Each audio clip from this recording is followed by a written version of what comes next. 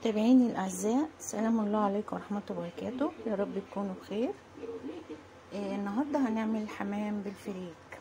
هنعمله بطريقه جديده. معانا الفريك كده، انا خدته غسلته كويس جدا ونقعته، وبعد كده حطيت معلقتين سمنه بلدي وقلبتهم، وكان معايا الحمام مغسول ومتنضف، وكنت نقعاه برضو في خل وكده، وشلت كل الحاجات اللي هي الزياده اللي فيه، وعملت فراغات في الجلد عشان ابدا احشي الفريك. وبعد كده بدات احشيه بالشكل ده. وطبعا كان الحشوه معايا كانت يعني جميله مساعداني، وكان برضو الحمام يعني ما شاء الله كان كبير، وكان يعني اخد معايا الشكل الجميل ده. بعد كده انا جبت الخضار ده، بطاطس وجزر وبصل وفلفل، ورصيتهم كده في صينيه،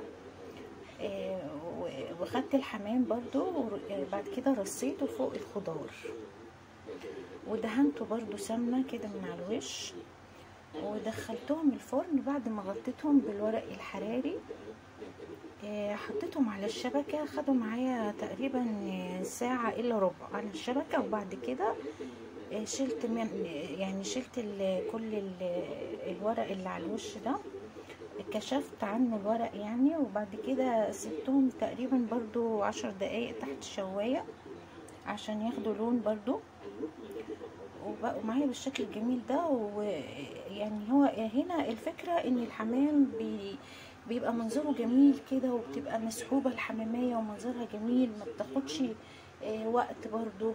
وكمان كان عنده الخضار طعمه جميل جدا، اخد من الصوص بتاع الحمام واخد طعم جميل جدا. يعني هي تجربة جميلة وكانت هايلة، وياريت تجربوها بالهنا والشفا. وبرضو ما تنسوش يا حبايبي تشتركوا في القناة وتفعلوا زر الجرس عشان يوصلكوا كل جديد. واسيبكم في رعاية الله، وان شاء الله نتقابل في فيديو جديد.